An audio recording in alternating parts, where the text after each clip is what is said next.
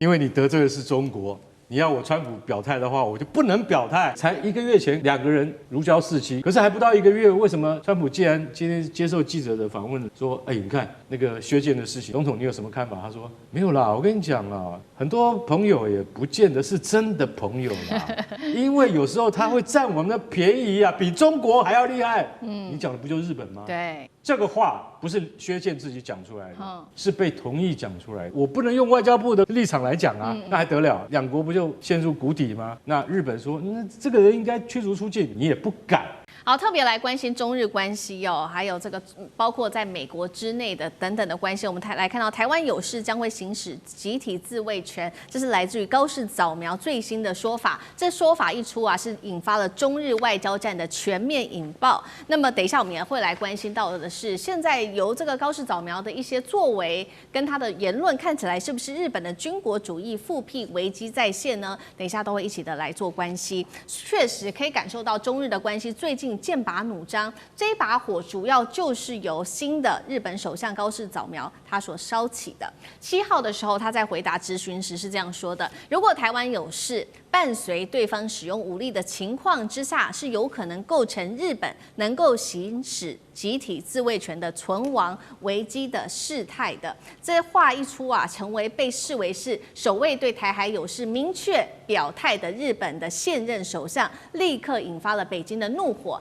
北京怎么做回复？我们要看到2位。首先，这一位是中国驻大阪的总领事薛健是这样说的：他说，那一种擅自闯入的肮脏头颅就应该毫不犹豫的斩掉。这话说得很强硬哦。另外一位是大陆的外交部发言人林健，他说，日本领导人公然发表这种涉台错误的言论，粗暴干涉中国内政，已经向日方提出了严正的交涉、强烈的抗议，敦促日方立即停止挑衅的行为，并且他在接受记者会，在记者问到有关于高市的事情的时候，他还说，问这个高市说，你到底是想要台独势力向他们发出何种讯号？是要挑战中方的核心利益，阻挠中国统一大业吗？你想要把中日关系带到什么样子的地方去？那么高市他其实也做了一个回应哦，他特别讲到说，针对这些发言是符合政府的见解的，他不会做撤回。现在看起来中日关系已经烧到最高点了，为何这个高市要不惜杠上中国战狼，也要硬撑到底？汉庭怎么看？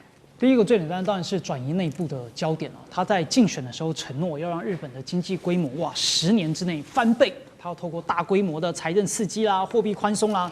但现实的状况呢，日本的债务高涨已经超过 GDP 的250%，位居全球的前列。他如果继续举债撒钱的话，那本来就已经岌岌可危的财政平衡，大概只会离崩溃更近。同时，屋漏偏逢连夜雨，在今年10月，公民党呢也退出了跟自民党的执政联盟，所以高市早苗呢，他已经失去了在众议院的稳居多数，政权岌岌可危。在这个局面之下，他当然会需要一些破局的举动，是啥呢？那就是来谈一谈台湾问题，对吧？那就是转移国内经济颓势的一个替罪羔羊啊，台湾嘛真可怜。所以日本当前的经济困境堪称是3高2低。债务占 GDP 的比例创新高，通胀率呢超过3%，老龄化超过30%，而 GDP 的增长大概只有0.8%，贸易顺差连续5年是负的。所以高市早苗他就把苗头转向了中国大陆，既能够符合自己保守派的选民，也能够为失败的经济政策来做开脱。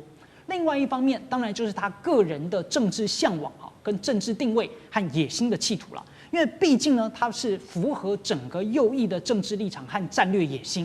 因为他的这个政策倾向性来看，本来就是要推动安保策略的转向，甚至呢试水军事解禁。这一直都是自民党跟维新联盟长期的重要目标跟主张。所以长期来看，日本的极右翼，他当然是希望能够突破和平宪法的一种这个束缚跟框架，那来实现他修宪扩军和所谓国家正常化作为一个终极梦想。那高市也知道，就如果没有一个足以颠覆传统的认知，所谓外部重大威胁出现，那我的修宪就会缺乏急迫性跟合法性嘛。所以他上台之后呢，就是大搞这种激进的姿态，放大中国大陆的威胁，在民众营造一种你看战争迫在眉睫啊，那我就可以为修改宪法增加更多的民意基础。所以现在他一方面也寻求要大幅增加防卫的预算，一方面呢就把台湾问题跟日本呢来挂上钩。这些它不是单纯的激进的发言，更是高市早苗精心设计的政策铺垫。一方面呢稳住自己的弱势政权，一方面也为扩充军备备路。好，这一回这个高市的激进的言论被视为是这个为了政治选票上面的考量，不过也有从其他的说法，另外一方面就是他最近有很多军事上面的动作，也有一个说法是不是军事主义的复辟？等一下会请厉将军来带我们看。那我们先来看到说，这个高市他为什么这么有底气？大家就在看说会不会是川普给他的呢？毕竟10月份的时候大家还记得吗？当时川普不是访问日本吗？这两位呢互动非常的好，那么川普还大赞说美日两国我们是最强的盟友。还跟高市说呢，任何你想要的，任何你需要的帮忙，美国我们都会在那里。这个话才说完1个月，怎么这个川普立刻态度大转向了呢？我们要来看到，在记者被问到这个中日的外交风暴问川普的时候，没有想到川普是冷酸这是最新消息。他说，很多盟友也不能说是朋友，他们占我们便宜的程度是超越中国的。为什么川普态度又大转弯了？高市会成为川普外交弃子吗？这有点讽刺哦。干哥怎么看？因为你得罪的是中国。你要我川普表态的话，我就不能表态，很简单。为什么？老实讲一句，高市他本来就是一个右翼倾向的首相，这个我们都知道。但是高市也是很少数上任之后，大家知道哈，日本首相哈上下哈，我们都已经习以为常了。可是对于他的自卫权的扩张，没有像高市这个人讲得这么清楚过，所以他的意向是必须要让日本的那个自卫权能够真的合法化，能够扩张。那所以说，他对于这个在日本周边海域的这些日本自卫队的活动呢，他基本上他都是非常赞成跟支持的。所以在这个情况之下，老实讲一句，他今天提到这个汉庭刚才讲的很对啊，他必须要转移这个焦点啊，不然的话，你说他今天，他的债务高筑然后你现在还要再扩增一样的军费吗？对，他必须要再扩增。你知道 F-35已经订到了60架了，然后已经到货35架了，然后韩国呢也跟他差不多，所以你就晓得说，日本他现在对，然后日本还要造更大的神盾舰，所以在这种情况底下，他必须要有一个合理的一个理由，那让他能够去遂行这些东西。那你就看到了，他说这个叫做存立危机事态。什么叫存立危机事态？就是存亡危机。如果说我们今天遭遇到存亡危机的话，有可能构成日本他必须因为事态严重，行使集体自卫权。行使集体自卫权就是说，台湾有事就是我们有事。那你这样子严重侵犯了中国的主权。所以为什么薛健，也就是驻大阪总领事，他讲了这句话之后，整个中国外交部没有讲一句，没有评论，也没有安抚日本。照理讲，你应该说我们的外交官可能失言了，没有。那大家就可以想象得到，这个话不是薛健自己讲出来的，是被同意讲出来的。也就是说，我不能用外交部的立场来讲啊，那还得了？那不是两国不就陷入谷底吗？对，那所以应该要由官员来讲。讲这个话之后，他没有召回，那个就是说他没有对于自己的内部没有任何的处罚或者是告诫。那日本说，这个人应该驱逐出境。日本你也不敢，你敢把薛健驱逐出境吗？你也不敢这样做，为什么？那就真的要跟中国官方对抗。高市早苗没有那么蠢。那现在再来讲到川普，川普上个月才在横须贺港跟高市早苗一起在航空母舰上面对于水兵讲话，就说高市早苗真的非常了不起啊，成为第一任的女首相啊。我跟你讲，我们两个共同朋友谁呀？安倍晋三。你看，安倍晋三5年前到美国去的时候，我也款待他，然后他也款待我到日本来，所以我们两个共同朋友就是安倍晋三。所以高市早苗一听就说好，我马上送安倍晋三的球杆给你哇！川普就觉得说，你真是很会做人。那好，可是才1个月前，两个人如胶似漆，因为大家知道高市早苗的英文非常流利，不需要翻译的，所以这造成他跟川普之间的沟通其实是很顺畅。可是还不到1个月，为什么川普既然今天接受记者的访问说，你看那个薛健的事情，总统你有什么看法？他说没有啦，我跟你讲啊，很多朋友也不见得是真的朋友啦，因为有时候他会占我们的便宜啊，比中国还要厉害。你讲的不就是日本吗？对，意思是什么？对于这一件外交风波，也就是薛健所讲的话所引发的外交风波，川普不想管，对，他不想涉入这样子的风波里面。大家就可以看到，他是一个商人呢。有利的时候他会进来，没有利益的时候他就4两拨千斤，他就转头就走掉。所以接下来高市早苗有那么好过吗？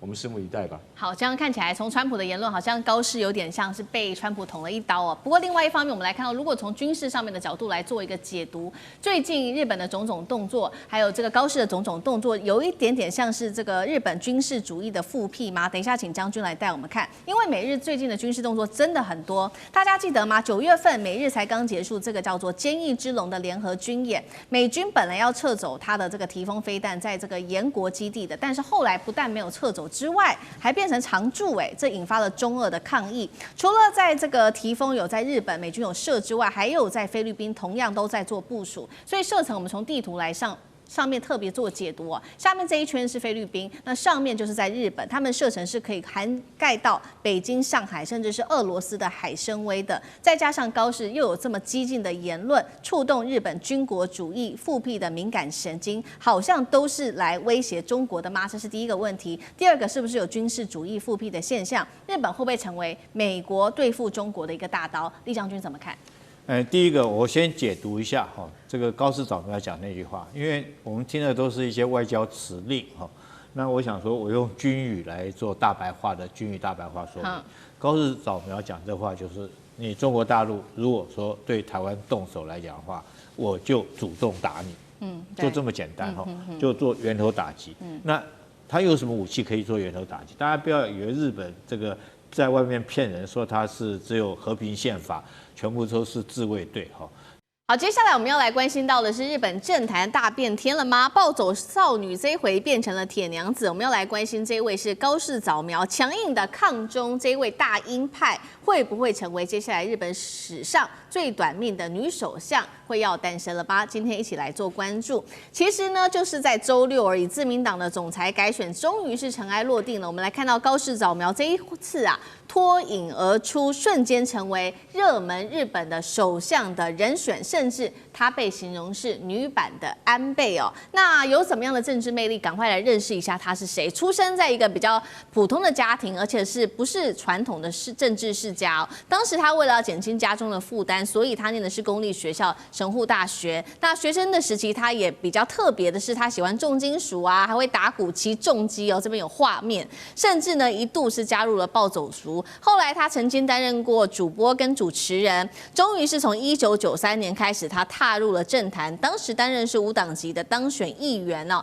1996年，她则是正式的加入了自民党，来担任内阁的要职，被视为是安倍的继承人。不过呢，她现在是热门人选，但是日经亚洲也点出了，就算她未来成为首相的话，马上就要面临到的3大难关，包括了第一个，高市他要面临的是组建联合政府的难关，还有重大的外交活动，他要如何来应对，跟他如何接下来团结自民党内部的分裂呢？能不能成为顺利的这个日本的首位女首相？为何她又能够打败目前呼声最高的小泉进次郎？杨老师怎么看？她成为女首相，这个是没有问题了，因为她已经是总裁，然后自民党加上公民党，虽然没有过半，但是呢，就是掌握多数。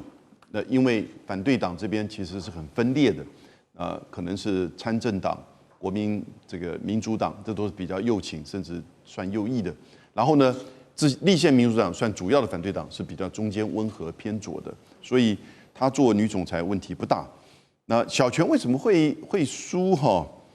他输在自己了。小泉进次郎，我们台湾人讲叫做阿达玛孔古力，这不是日文，这是台语了哈。但是呢，日文的话就是阿达玛瓦瑞啊。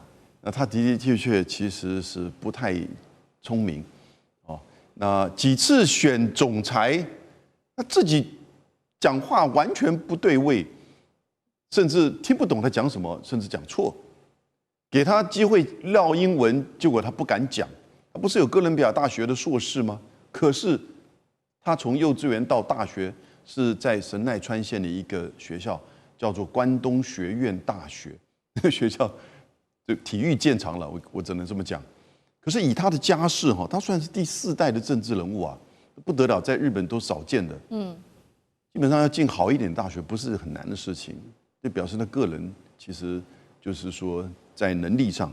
所以这一次大概就是民间就对他有一些失望。可是很奇怪，他那个时候处理稻米的问题的时候也算是不错，所以民间的这些支持者对于他的就是是否有能力处理担任首相之疑。那高市早苗呢？他有几个特色：第一个女性，第2个保守，第3亲美，第4反中，第5亲台。我把它都列出来。但女性跟保守我们放在一起讲，他其实说女性这个作为第1位自民党的女总裁，最大的意义就在这个字面上的意义，因为其实有人说她其实是最像男性的女性政治家。她对于一些男女平等的议题，其实是上不支持，反而反对。比如说结婚之后女性要改名字，这种法律她反对改变，她反对女天皇的这个继承，反对这些东西。那但是呢，你说她是有一些我们中文的媒体会说她是右翼或者极右派，这个在日文的理解当中并不是如此，是因为那个有另外的一些人跟一些党派，那他是这个强硬保守派，这是没有问题。那至于在亲美这个上面，就绝对是亲美。可是他现在说他要去跟川普政府重新谈关贸协议，有可能吗？我觉得这个很大的问题我觉得他做不到。完全日本是美国的小弟，他怎么可能做得到？不管你是男的女的，所以就看10月底的时候，他跟川普在 APEC 会面的时候呢，是不是能够做到这一点？至于反中，我觉得他其实反中应该是视为美国的一个代理人，但是日本跟中国的经济以及他背后那个麻生太郎会牵制他。不要忘记，他现在到2028年没有选举。所有参议院、众议院到2028年才开始选举，所以他这3年呢，如果不出大问题的话，他可以做的算是稳当的。那但是呢，亲台大家不要误会，他其实是了解台湾，他讲的所谓台湾有事、日本有事，不是说日本要介入战争，对，而是说发生战争对日本的冲绳跟西南诸岛的影响要怎么做因应的问题。但台湾人真的不要这个自以为是，认为台海战争当中有日本来相助。高市早苗一定会支持，这个不可以这样理解。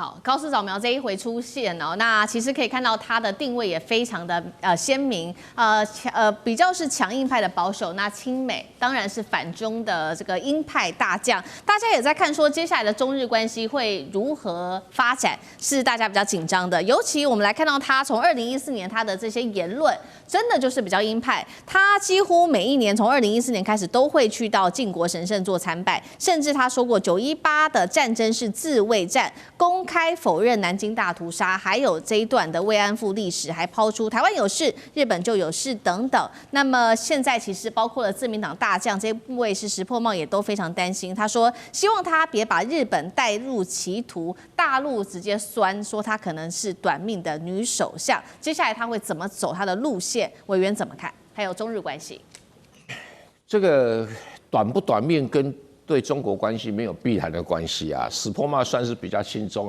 很短命啊。那个其他也有这个比较不亲中，甚至比较抗中的也蛮短命的。短命不短命，完全是由日本自己内部的政治所决定啊。而日本的这个自民党的派阀问题啊，也是决定了短不短命的问题。但是我不得不讲个难听的话日本最近的首相人选素质都很差。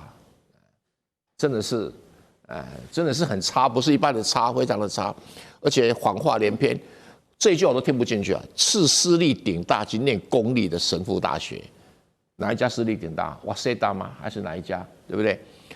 日本也有很好的公立大学啊，这个公立的神父大学还不是很顶好的啦，还有大阪大学，还有那个东京大学，对不对？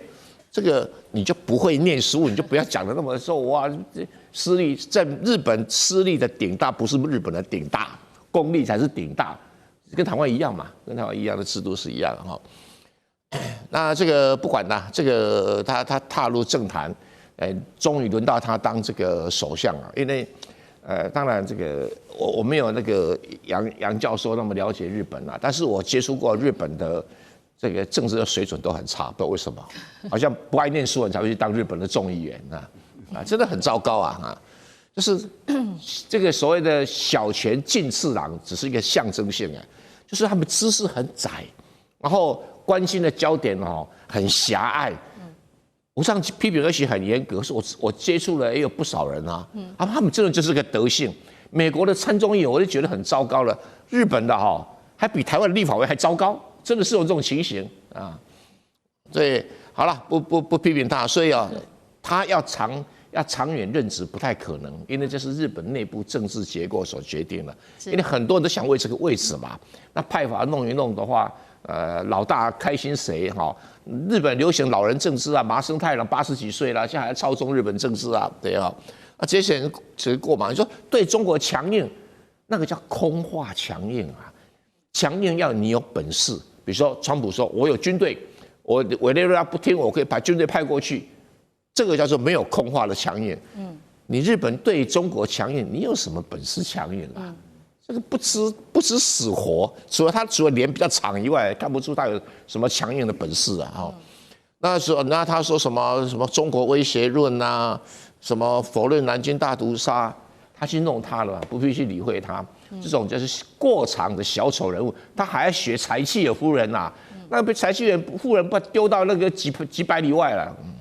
好，所以那等一下也请小舰长带我们看怎么看第一个中日之间的关系，那还有包括接下来对整体的东亚安全又会有怎么样子的影响？刚刚说了嘛，这个高市他是走比较鹰派的路线，那他自己称自己自意是这个安倍路线的继承人，几个他比较强硬的政策，我们来看到，他曾经说呢，他要推动修宪，把日本的自卫队改名叫国防军，大幅增加国防预算，强化美日同盟，并且建议日台准安全同盟等等。他说他的偶像是英国铁娘子柴契尔。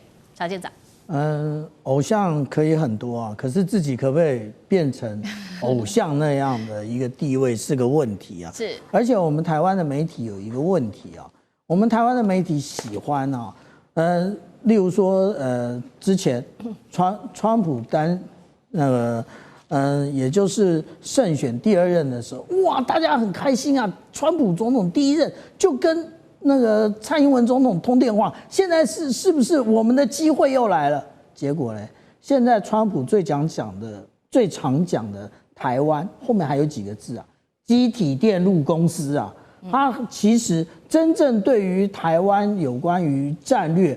或者是跟大陆的关系，他反而几乎没有琢磨那这个也就是我们大家不必现在如此的来看这个高市早苗。那其实他们之所以成为鹰派，那也就是因为他在整个日本的这个政治市场里面他要进行差异化。如果他跟别人都一样，那谁要选他嘞？所以他会走出他自己不同的路那但是如果我们来看看他之前那进行辩论会的时候，他到底讲了什么？他在9月24号的时候，他进行这个候选人辩论会的时候，他特别讲的是什么？他讲的不是中日关系他讲的反而是促进经济成长。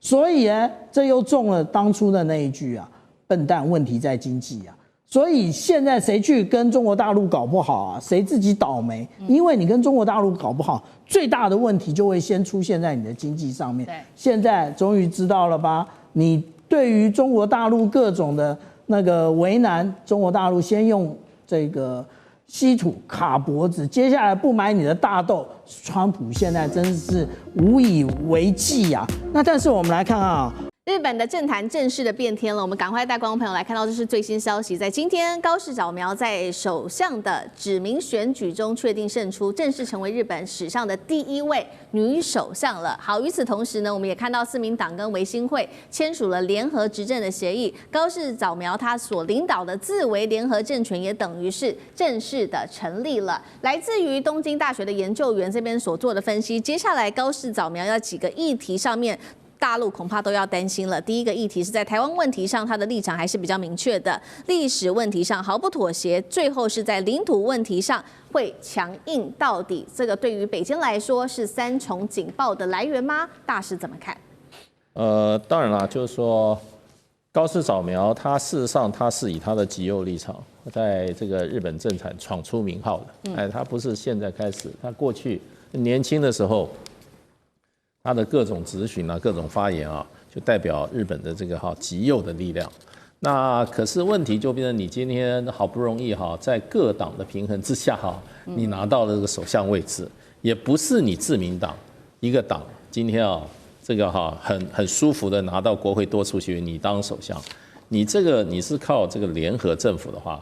那你就不是只是单纯的一个怎么样自民党的首相，你是这个是联合政府的首相，所以他各种立场他必须要怎么样，要不只考虑只有他做这个自民党极右派的这个议员的这个立场，他的concern比较多，对，所以他在这个时候，如果他很多立场跟过去立场有所差距的话，他也说得过去，这有2层的可以让他在这个跟中国大陆的历史问题台湾问题、领土问题上，他做怎么样？做比较多的跟他过去的说法不同的一些做法。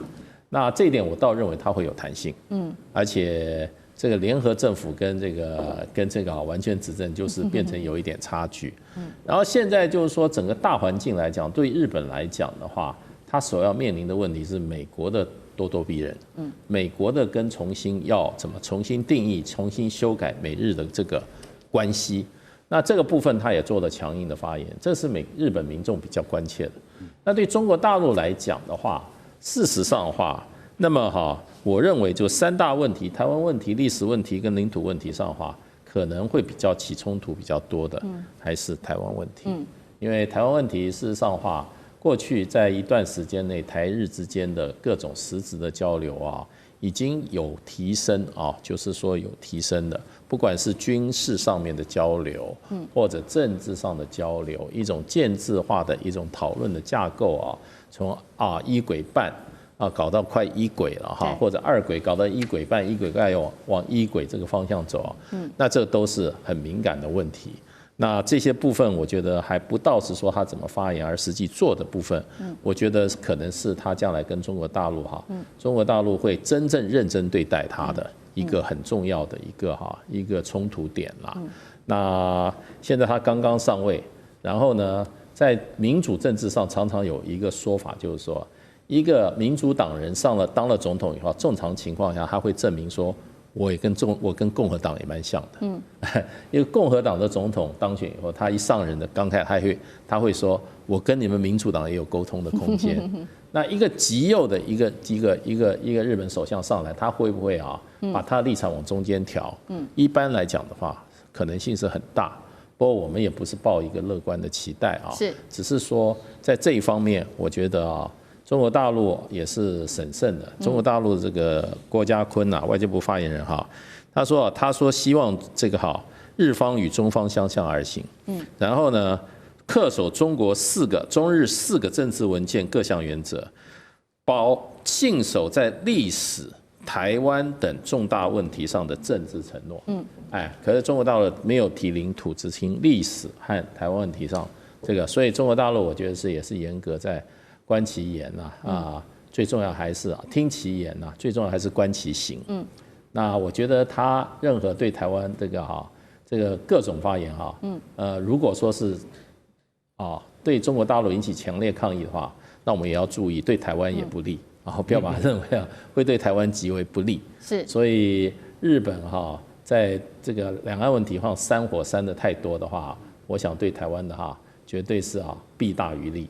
好，这个是我们看到高市早苗当选首相之后，我们要来关注接下来的中日台的发展。另外一方面，还有就是美国跟日本之间接下来的贸易谈判会怎么谈，这恐怕也是日本的民众最在意的一件事情了。因为当时大家还记得吗？这个9月份的时候，美日才签署协议，美国呢要对日本进口产品课征15%的高关税就算了，还要预付这个高达5500亿美元的投资，大幅增加买美国的农产品。当时的这个时任的前日本首相石破茂就被日本的民众骂他说上权入国不懂谈判。而最新呢消息，我们来看到川普最近呢是在孙正义的牵线之下，邀请了这个南韩、日本都去，还有台湾的企业一起去佛州来谈，据说可能就是了解一些经济上面的议题。接下来高市早苗上台之后，会不会来重新改写包括美国跟日本之间的一个关系，还是日本可能会又被敲竹杠？上次哥怎么看？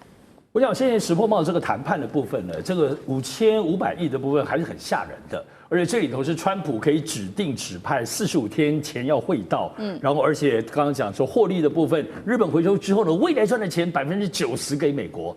乍听之下，日本是搞什么鬼啊？可是我觉得大家不要看这个表面，要知道全世界除了现在中国对于美国的谈判当中很强硬之外，过往长久以来跟美国谈判最有经验的就是日本。日本就业广场协议当中，泡沫经济就是跟日本谈出来的，日本怎么会忘记了？所以其实，在过去这个框架里头，我们很清楚，懂的人就知道，这个就是拖延战术。虽然很多川普指定或等等，可川普改来改去，因为日本一边说都给你，可是日本的同时告诉你说，我们要投资半导体跟投资稀土，这些是基本上很不容易钱下到位马上就获利的东西哈。所以这个其实都看到，其实日本其实有策略的，看起来是服软，可是是拖延。可是现在高市早苗，其实他这次在选之前，他会讲说他要重谈。他觉得这不好，所以我觉得高市早苗就是不懂。虽然他在经济方面也有他的路线，比如说他是货币宽松政策，他一上任马上日本的股票就涨得死去活来，包括我们录影的这当中才接近5万点的历史高点，很惊人的。可是问题是，就是谈判关税这个东西跟你的刺激股市是不一样的。高市早苗会刺激股市，可是他的谈判当中非常天真，而且忽略了石破茂他当时这种以拖待定的这个部分。当然，现在川普就是要你预付，那这个东西现在对南韩后面会不会对日本，乃至会不会对台湾，他都心之所至啦。但预付这件事情很可怕，就基本上钱就要交过去了，那南韩大概就崩溃了啦。是同样的问题，来干哥怎么预付啊？对，不是融资贷款啦。You have to pay， 你现在要付给5500亿，你知道5500亿什么概念吗？5500亿大概是80兆日元，80兆日元是日本去年 GDP 总共115兆，80兆就占了2/3。那你的意思是什么？我们现在整个国民生产毛额的2/3我都要交给你，而且我要预付，天下有这种道理吗？可是就像上次讲的，日本人他是有策略的。其实坦白讲一句，他们就是说，好，我答应，但是呢，我们应该要去想一想，如果这5500亿我们是要用在什么地方啊？比如说，我现在答应你，川普，我们现在武田制药已经收购了，用60亿美金去收购了美国的一家2还2的那个制药公司，生物制药公司，他已经真的买了，也就是说，我们真的是落地美国生根了。怎么样？你很开心吧？另外一家未知数公司也真的这样做了。那他们认为说，像投资这个东西，日本是可以回收的，但需要一些时间。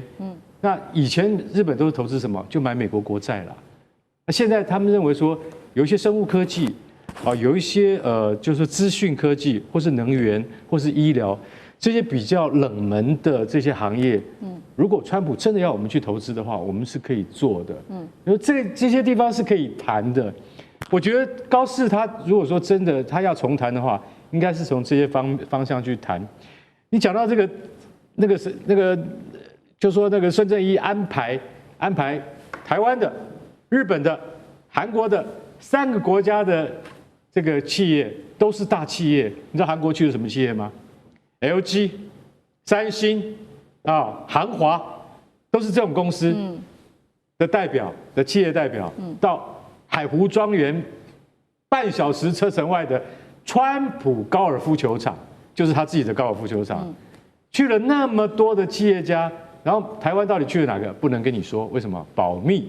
然后日本去了呢？不能说，保密。韩国的可以告诉你，所有大企业都去了，而且分组谈判，每一组都还派一个官员去盯着你，看你们这几个国家到底要不要给。日本我们知道5500亿，韩国多少？3500亿，台湾多少？2500亿，哎。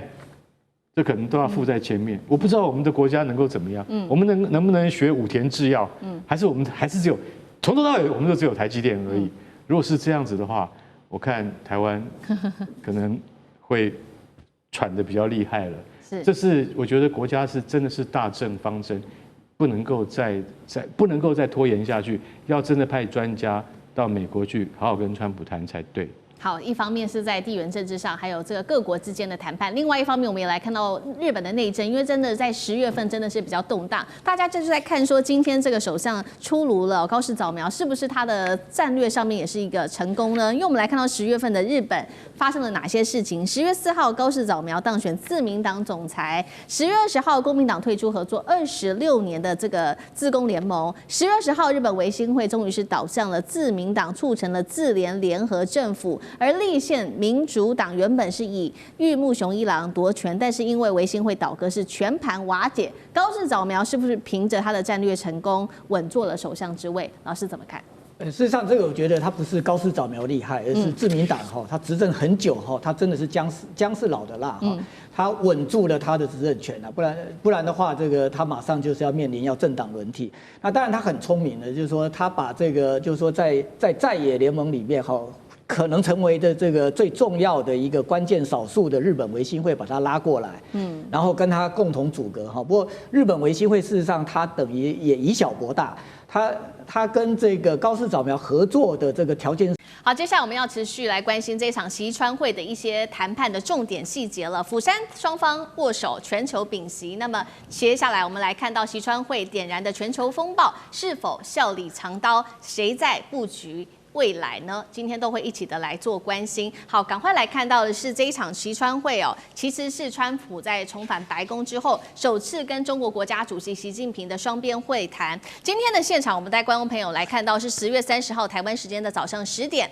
美国的总统坐车野兽先现身，随后就可以看到陆方的红旗车队也跟着一起入场了。双方习川在抵达现场之后是先握手，不到1分钟的时间。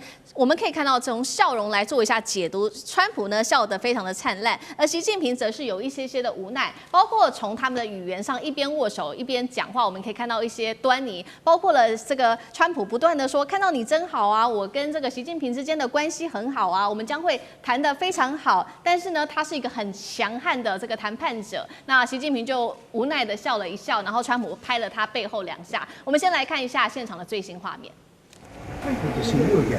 很高兴再见到你。Me too. And we're going to have a very successful meeting. I have no doubt. 我肯定我们今天会有非常成功的会议。But he's a very tough negotiator. That's not good. 但是他是很强硬的谈判者这不好。好，这个画面播出之后，大家就在说，怎么这个双方握手都是这个川普一个人，好像想要把这个场面弄得很热络，好像想要讨好习近平的这种感觉，并且呢，他也不断的称赞习近平说，能够与一位长期的朋友会面是我莫大的荣幸。他说，习近平是伟大国家的领导人，那么习近平则是冷静的回应，中美可以共同承担大国责任，为世界福祉做出伟大的贡献。这一场谈判当中包括了双方也出动了自己的经贸团队，不管是美国的财政部长贝森特、国务卿卢比欧，甚至商务部长卢特尼克、白宫幕僚等人，中方的代表则包括了有蔡奇、王毅、何立峰等等的人。这一场会议后来双方呢总共是进行了大约100分钟的时间，随后呢双方就步出了会场，那么也是这个展现笑容，看起来好像谈得不错。那么有一些比较实质的内容是川普宣布，带观众朋友来看到最新消息美国对中国大陆的关税将从57%降10%到47%，那么芬太尼的部分从20%降到10%。大陆美国说的不会实施稀土管制，也会恢复采购大豆。至于这个辉达的 Blackwell 晶片呢，这个川普是说了不会出口给中国。那么川普也承诺明年4月访北京，台湾议题则是没有被提到。赖老师如何看这一场，尤其是刚刚的这个握手画面，你怎么解读？这个握手画面其实大家看得出来啊，因为川普是喋喋不休一直在讲，这代表什么意思？就是说他在掩饰他的焦虑。其实一方面兴奋，二方面他是紧张啊。但是对于习近平来说的话，他真的是老手啊。大国领袖中的大国哈。那你可以看得出来，就是很平稳啊，微笑啊，讲话也简单有力量。问题是谁迎接谁？那很明显的就是川普在那边等待迎接，然后所以习近平来进场。那一开始的时候，中国在这方面其实就已经占上风了。我们再来看一个小细节，就是结束以后那离开会场，因为那个会场很小，门也很小那你看离开会场的时候，谁的车停在这个阶梯的第一辆？就习近平的车嘛。这代表什么？连这么小的细节里面，中国大陆都卡了上风，也就是说，这个车位中国就站在那个地方，所以一下来的时候这个习近平就上车了，那等于是这个川普要送了他自己再转头，然后走更远的路去搭上他的这个他自己的车子，那这个很明显的，这两个小细节中，中国大陆其实都卡到好的位置，都占了上风。我觉得这是一个很有趣的事情。第二个就是当时川普讲的100%的关税，也就是贝森特所讲的100%的关税，我想大家都知道这是买空卖空嘛，你加关税我也给你加100关税，当初245都没在怕你了，怎么可能会怕你这个100%的关税？所以谈都没提，那就很明白。第二个呢，降了10%的关税就是芬太尼，那我个人判断就是中美很有可能会成立一个联合的打击芬太尼走私等的这个工作小组，来彻底解决芬太尼的问题。不过这降10%的话，这个对大陆来说就是一个很好的消息，因为大陆本身在出口这个部分就有更大的竞争力了我讲是到美国，那也就是不太需要再转到越南或是其他的国家我想这个是一个很有趣的一个事情。好。那你看《华尔街日报》跟《卫报》吵得如火如天的说台湾的议题连碰都不敢碰，连碰都不能碰，所以川普自己也说他完全没谈。事实上我们都知道，中国大陆不会让你美国人来谈台湾问题的。就是这个不是你能碰的。我的底线就画在这里。只能够在这底线上往上走。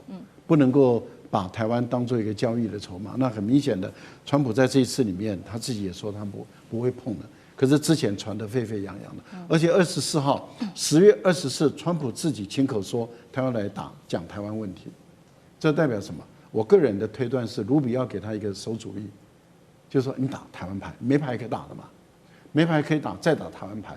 可是，一打台湾牌以后就碰问题了，因为在26号的时候，我们看到当时也是在同一天24号的时候，这个德国的外长也讲到台湾问题。那大陆的外交部马上就把他骂回去了。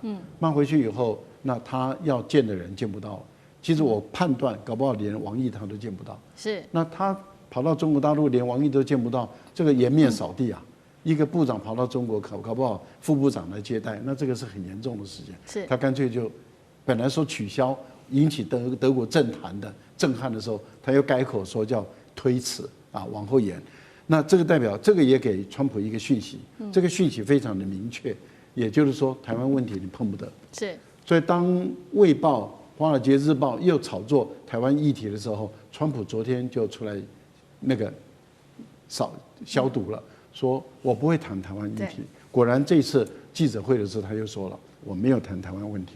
好，几个主战场确实这次台湾议题就没有在这次的中美会谈中有谈到。不过另外几个主战场，包括刚刚提到的大豆、稀土跟晶片，我们也稍微来看一下。尤其现在大豆，其实在谈判前夕，北京稍微释出了善意，也就是今年首度的跟美国下单了3艘的18万吨的大豆，那预估会在12月跟1月去开始这个出货。那也是刚好美国的选举关键期所以大陆一方面好像释出善意，但是好像也不是这么样的，因为12月跟1月刚刚说了嘛，大陆向美国出货购买18万吨，但是他们实际的需求量是500万吨，所以他们另外一手可能还是向南美洲国家，不管是巴西或阿根廷去买。委员怎么看这个有关于大豆的议题？另外，现场这一些今天的谈判几个重点有没有一些亮点？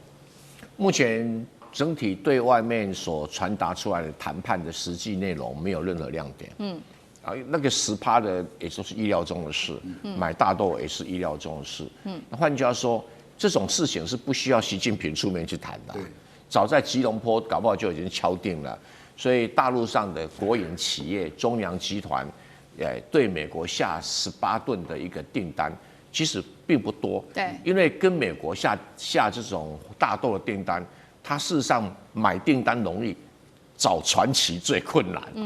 因为那个什么，这种载大豆的船可不像我们马路上面的那个萝卜快跑那么容易调度啊。因为一艘载大豆的船大概装6万吨，18万吨表示他只找到3艘船，而且船期当然甚至还不是现在，拖到12月搞不好才找得到船。因为这种全世界可以这种散装的货轮啊，全世界只有3000艘，而不只是要载大豆啊，那载的东西可多了，所以临时要去调，不管是中国自己的船、外国自己的船，搞不好人家船期都已经早排定了，好不容易挤出来。那为什么挤出来了？当然了，想要在这个习川会之前啊，那么传点讯息说我们早在吉隆坡已经有一些成果啦，那看看习川会最后怎么样来做这个一个最后的 ending 啊。那这个当时在吉隆坡谈判的时候就有讲到说，中国的稀土的限制要往后挪，时间往后挪，然后这个要买美国的这个大豆，但买多少并不清楚没有讲。那现在只是说，在习川会开始之前，吉隆坡之后，中粮集团一定奉到命令，说你现在可以开始找船了那他找几条船才能够下多少订单？他总不能下了订单找不到船那就尴尬了，而且前段时间，我印象中很多船运公司载这种东西，大部分都是载巴西的跟阿根廷的船。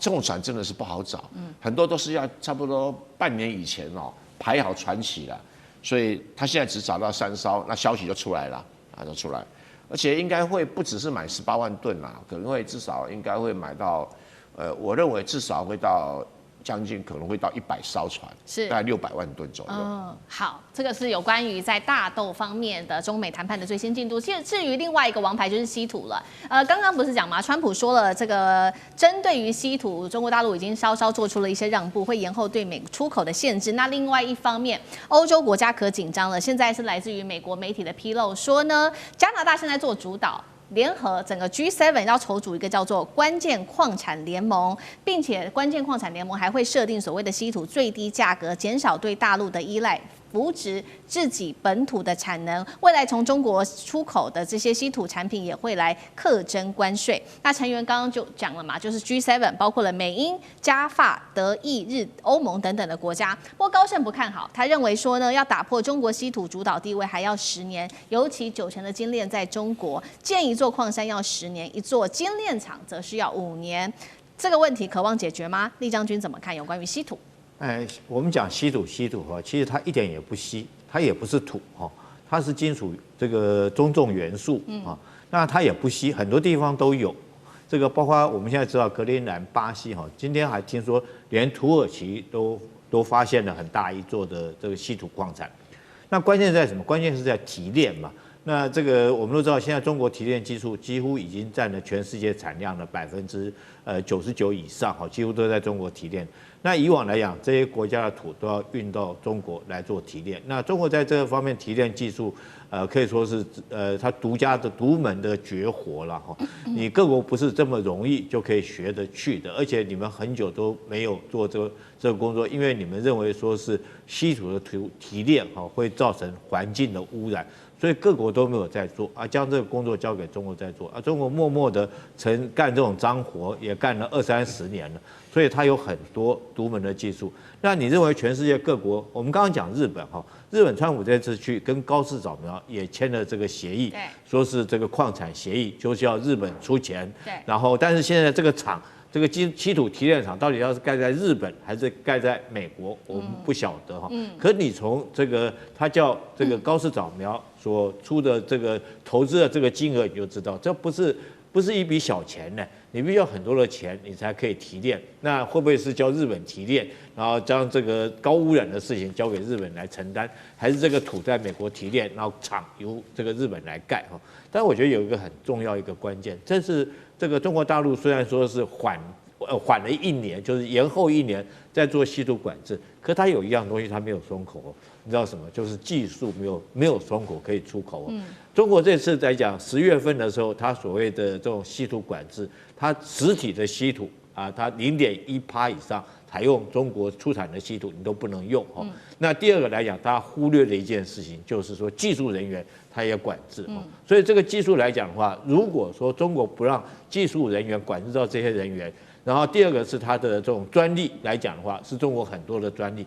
所以说，其他国家很清楚的，他会讲说要设定最低价格，就他们很清楚嘛。如果按照他们的这种提炼方式来讲的话，第一个产量很小，第二个成本很高。那中国来讲的话，它提炼稀土来讲的话，量大，而且这个成本低哦，所以他们要定一个最低价格，就是叫大家不要去买。